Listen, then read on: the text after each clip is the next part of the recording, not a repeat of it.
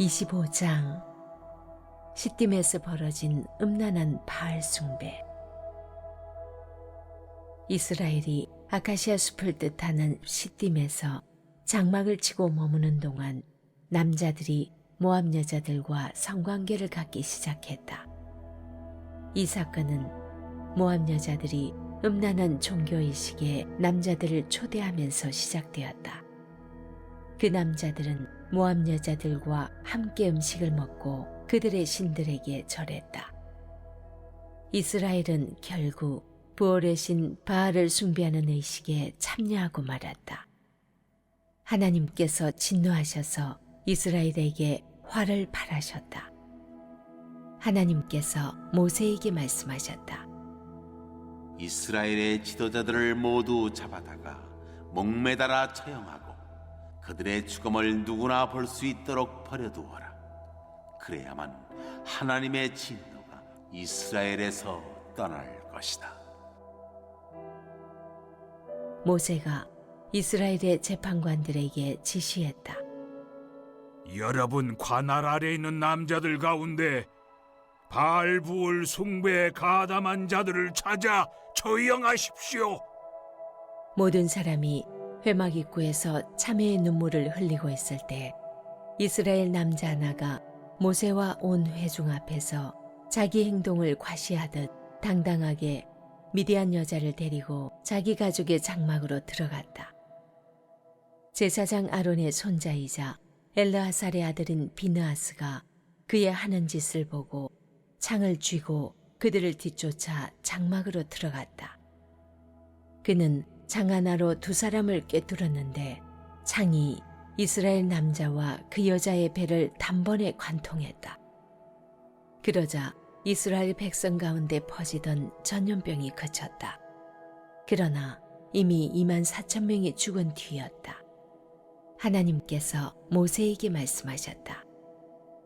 제사장 아론의 손자이자 엘르아살의 아들인 비느하스가 이스라엘 백성을 향한 나의 진노를 그치게 했다.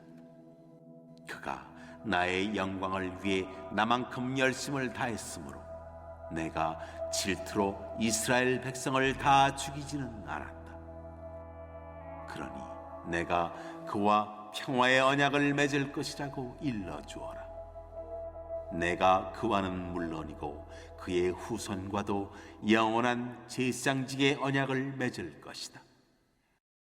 그가 자기 하나님을 위해 열심을 다했고 이스라엘 백성을 위해 속죄했기 때문이다. 미디안 여자와 함께 처형된 이스라엘 남자의 이름은 살루의 아들 시므리였다. 살루는 시므온 지파 가문의 우두머리였다. 처형된 미디안 여자의 이름은 수르의 딸 고수비였다. 수르는 미디안 족속 한 가문의 우두머리였다. 하나님께서 모세에게 말씀하셨다. 이제부터는 미디안 사람을 적으로 여겨라. 온 힘을 다해 그들을 쳐라. 그들은 부올에서 생겼던 일과 그 일로 인해 전염병이 돌았을 때 처형된 미디안 지도자의 딸 고스비의 일로 너희를 꾀어 너희의 적이 되고 말았다. 이스라엘을 저주하려는 발락의 시도가 실패로 돌아갔지만 역설적이게도 그 저주가 전혀 엉뚱한 원인에서 비롯되어 곧이어 이스라엘에게 현실화됩니다. 모압 평지 시딤에서 백성들이 모압 여자들의 유혹에 넘어가 음행을 저지르기 시작한 것이죠. 모압의 최고 권력자와 신통력이 가장 뛰어난 술객이 실패한 저주를 오히려 모압 여자들이 해냈습니다. 뒤에 나타나지만 여기에 미디안 여인들도 합류했죠. 이 사건은 모압과 미디안이 협력하여 발람에 의한 이스라엘의 저주를 이끌어내는 일에 실패한 뒤 일어났습니다. 이에 비춰볼 때 모압과 미디안 여인들의 행동은 개인 행동이 아닌 이스라엘을 향한 모압 미디안의 의도적인 전략이었을 가능성이 큽니다. 모세는 나중에 이 사건 배후에 발람이 끼어 있다는 것을 밝힙니다. 31장 16절 보세요. 발람은 결국 온전한 믿음의 선지자가 아니었던 것으로 드러납니다. 이 사건은 이방의 점술가이자 거짓 선지자 발람의 정체와 본질을 분명히 드러내주고 있습니다. 모압 여인들과 이스라엘 백성의 성적인 일탈은 종교 동기에서 비롯된 것이 분명합니다. 그들은 모압 여인들이 섬기던 신들의 제사에 초대되어 참여했고 그들과 함께 제사 음식을 먹었습니다. 모압도 다른 가나안 종족들과 마찬가지로 여러 신을 믿었지만 여기서 신들은 단수 신으로 이해하는 것이 옳습니다. 이스라엘 백성들과 모압 여자들이 먹은 제사 음식은 분명히 제사로 바쳐진 짐승 고기였을 것입니다. 이 고기는 이스라엘 레위기 율법을 따르자면 화목제 고기가 분명한데 가나안 문화권 다른 민족들에게도 제물 고기를 사람들이 나누어 먹으며 식탁 교제를 나누는 비슷한 화목제 관행이 있었기 때문입니다. 화목제는 감사 제물로 바치되 주로 친족과 이웃이 고기를 나누며 서로 깊은 교제와 결속을 위해 바치는 제사입니다. 따라서 이스라엘 백성이 화목제에 참여했다는 것은 그들이 얼마나 깊숙이 모압 여인과 친밀한 관계에 들어가 있는지 보여줍니다. 나아가 후대 유대문헌 탈금 또한 이 음란한 성관계가 그 모압 화목제에서 실행된 의식 일부였다고 생각합니다. 결국 모압의 바알보올 신전에서는 제의적 성관계가 그들의 사악한 종교적 관행으로 실천되고 있었던 것이죠. 이런 배경에서 그들이 바알보올에 가담했다는 표현이 사용됩니다. 가담하는 행위를 가리키는 원어 동사 차마드는 강한 결속을 내포합니다. 나아가 이것이 모압과의 종교적 언약을 암시하고 있습니다. 이 동사는 대단히 강한 결속, 깊숙이 배인 습관 동작, 집착을 뜻하기 때문에 범죄자들의 행위가 일시적 충동이 아닌 고질적 행동이었음을 암시합니다. 종교적인 혼합과 성적인 음행은 동시 범죄로 발생한다는 경고가 이미 출애굽기 34장에서 내려진 바 있음에도 불구하고 이스라엘은 죄악의 덫에 빠졌습니다. 분노하신 하나님께서는 모세에게 명하여 재앙을 피하려거든 백성들 수령들을 체포한 뒤 내리쬐는 태양 아래 목을 매라 하십니다. 여기서 수령, 지도자는 아마도 지파장들을 가리킬 것입니다.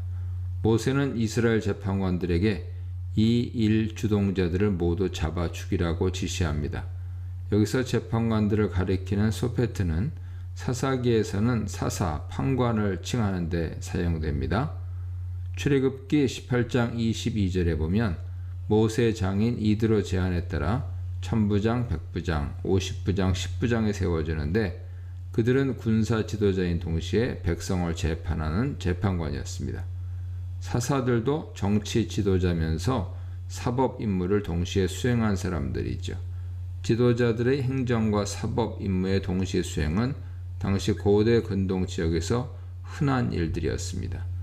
이사야 32장 1절, 예레미야 26장 10절 이하 참조하세요. 6절로 13절입니다. 역병 재앙이 시작되어 많은 사람들이 죽기 시작했습니다. 그래서 백성들은 모두 회막 입구에 모여 울고 있었습니다. 이것은 회개와 탄원의 눈물이었을 것입니다. 그러나 이때 한 남자가 모세와 회중이 보는 앞에서, 다시 말해 성막 입구 앞에서 뻔뻔하게 미디안 여자 한 명을 데리고 그의 형제들에게 왔습니다. 아흐는 기본적으로 형제를 의미하지만 동료, 친구를 가리킬 수도 있습니다. 타낙은 동료들로 번역하지만 여기서는 가족을 의미할 것입니다. 이 표현은 결혼을 암시하는 것으로 그가 모압 여자를 자신의 아내로, 즉 자신의 가족 일원으로 데리고 왔다는 뜻으로 번역할 수 있습니다.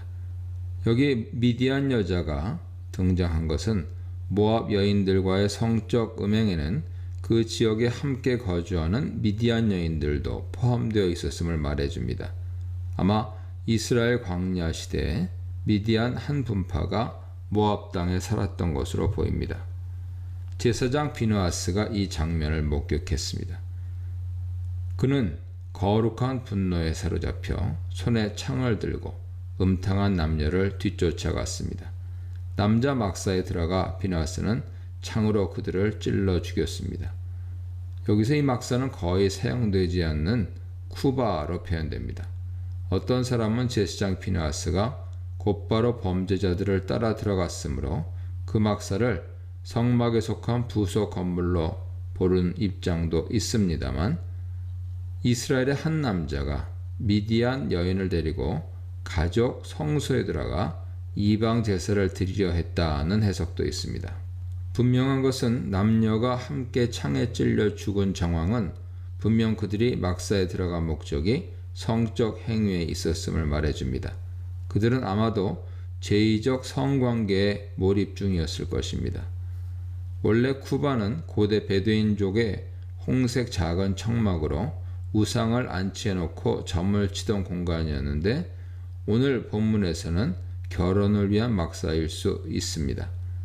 미디안 여인이 그의 형제의 집에 들어온 것이 결혼을 암시한다 보기도 합니다. 한편으로는 이것이 단순히 오헬과 동일한 장막을 의미하는데, 이어지는 여인의 배와 언어 유희를 위해서 의도적으로 선택된 단어라고 추론하기도 합니다.